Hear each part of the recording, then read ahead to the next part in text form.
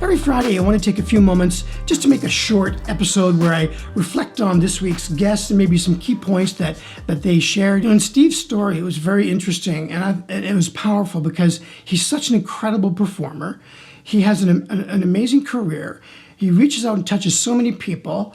And, we tend to look at people like that and think, wow, there's one person who's just really got it together. And Steve opened up on the show, and he went back to how when he was young he was so shy, and because I was so shy in school and such have you, I was very timid. So this whole thing I didn't expect to happen, as I mentioned.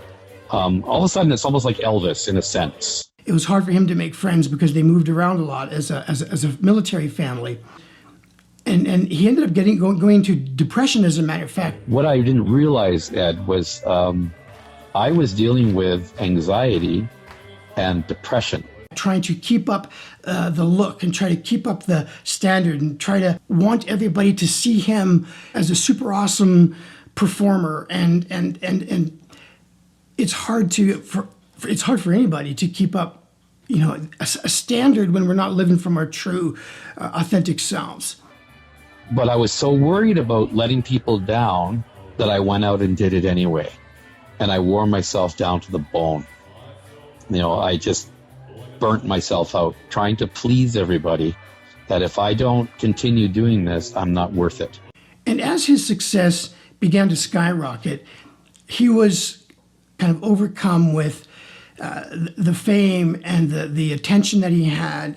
And so he went through a process of learning to just love who he was, do the best he could, not try to please everybody, and not take on as much work as he had. He found out that he had to dig deep and ask himself, why am I doing this?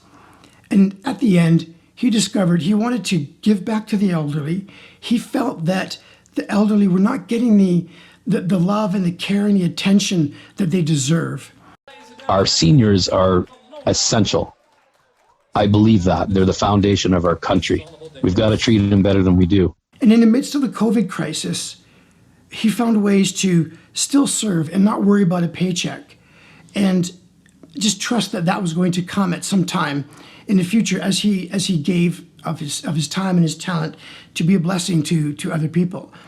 To honor what I've done for all the seniors and everybody, what can I do? I've got this pink Cadillac. How about I put a sound system in the back, drive it to all these resorts I sang at, and knock on their door and plug it in outside and sing outside on the balconies or in the parking lot. And it's changed how I look at everything.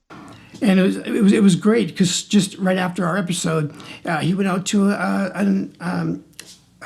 a senior living community in British Columbia and spent time with them from a distance, right? But just still blessed them with his songs and his singing and his heart.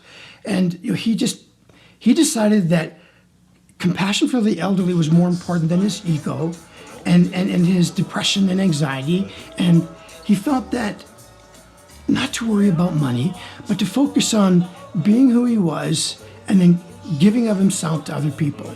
And that's really the point of today. And it really impacted me because I've been on that journey myself of trying to find out who I am.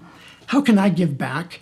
And I may not be Elvis Presley. If you listen to episode 1, I said, well, I may not be Elvis Presley. I could put a Elvis Presley suit on, but I couldn't sing. But Steve chimed in and said, well, you never know until you try.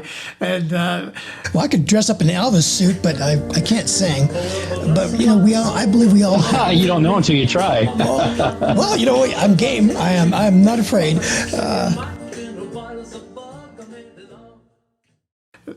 I don't know I don't think I'll be doing that anytime soon, but I encourage you to listen to both episodes. They're both incredible. I'm just so grateful for Steve's time, and I'm grateful for the transformation that he had, and look at the impact he had on the audience for visible kindness, myself, and it just goes on and on. The more we find self-compassion for ourselves, I believe there's going to be a greater impact we can have on other people's lives, but the greater impact we're going to have on our own lives as well. So I just wanted to encourage you in that today. And again, if you haven't heard those 2 episodes, man, they're really good. If this wasn't my podcast, I'd be listening to them as well. As a matter of fact, I have. It's been a real my life changed a little bit from both those episodes and from you guys as well. So thank you for all the support, and thank you for just all the excitement that's around Visible Kindness. I hope this does something for you. Have a great Friday. I can't wait for next week's episode and next week's guest. His name is Travis Johnson. He is the reason why I'm doing Visible Kindness. If it wasn't for him, none of this would be happening. We wouldn't have had Steve Elliott. We would not have Elvis on our first 2 episodes. And Travis is the very reason why all this is happening. It's going to be an exciting episode. So tune in, because next Wednesday it's going to drop. Take care. Here's a sample from next week. Your rules for success. Hold yourself to a higher standard, be curious, find your purpose, and work on yourself. Just in our day-to-day lives, when we pour into someone's life and elevate each other and give us a pickup, like, we don't always hear the kind of feedback. We don't always see the fruits of our labor. We can change the world in a big way. I really do. It may sound altruistic, but you have done that for me.